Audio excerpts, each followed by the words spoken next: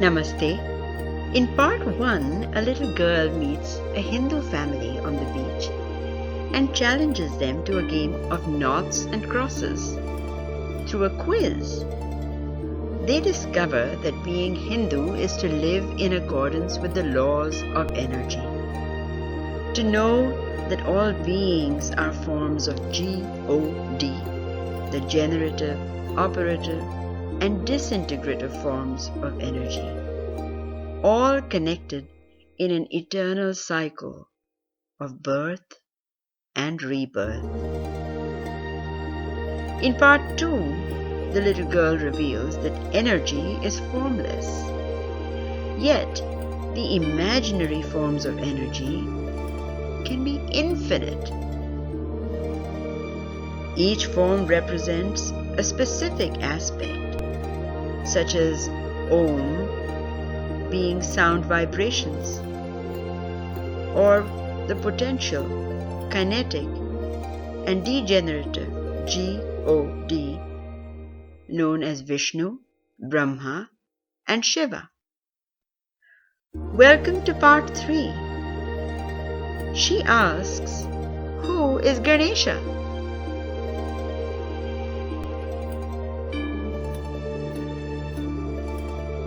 Now tell me, who is Ganesha? What does he represent? They had no clue besides a few about Ganesha's story, or how the boy had lost his head, or something pretty gory.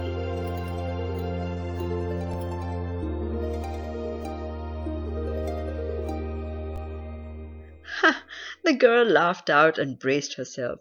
That's quite an explanation.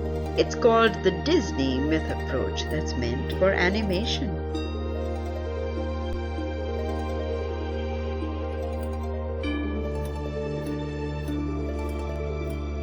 But deeper, higher learning, discovery will reveal that energy pervades all life through each organic being.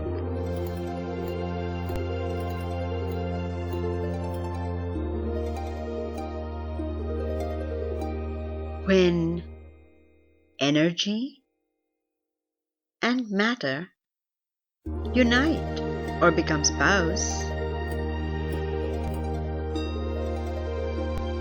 all creatures great and small are born, from elephant to mouse.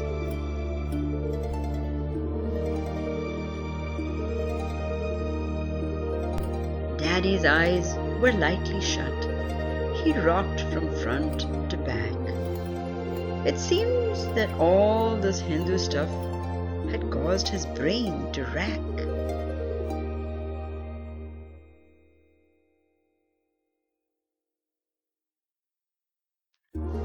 So, Shiva as the father and Shakti Shiva's wife, it's the male and female principle, the opposites of life.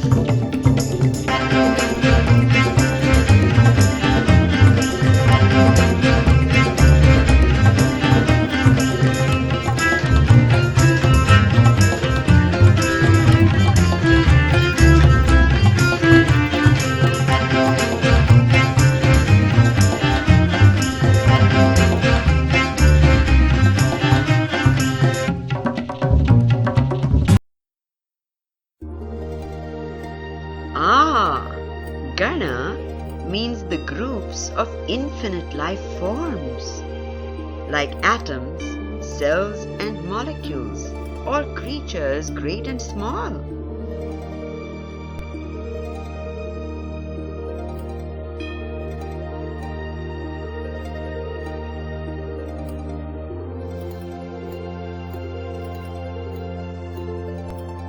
Yes, and Isha is the energy that connects every being, the ganas, all that's living, like beads upon a string.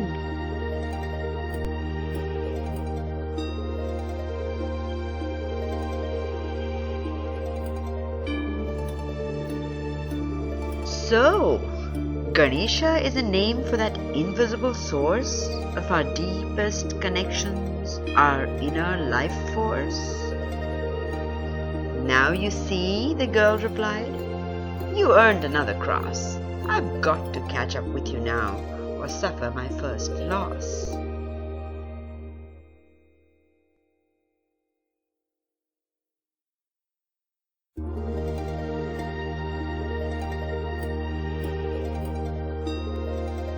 So he's the Lord of Beginnings, but there's more than meets the eye. He's also God of wisdom, and can you tell me why?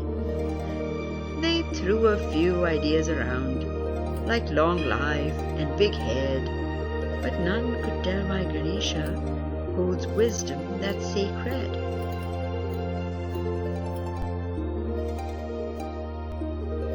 I scored this time, she raised her arms. Jai Ganesh, she yelled. It's hidden in the symbols. Look hard and you can tell.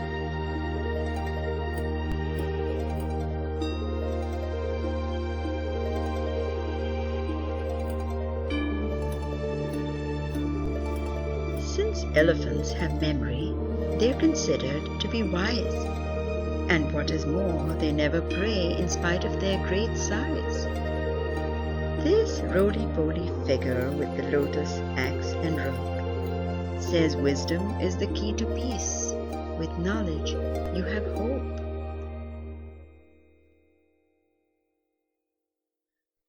The lotus grows in stagnant pools, and yet it stays so fresh, untouched by its surroundings.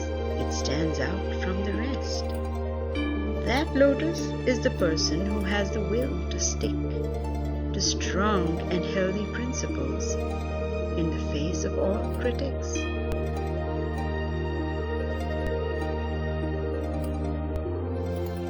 The axe tells us to let go of things and all desires, for none will carry with us when each of us expires. The rope is our connection with animal, place, and thing. Our happiness and sorrows affect our fellow beings.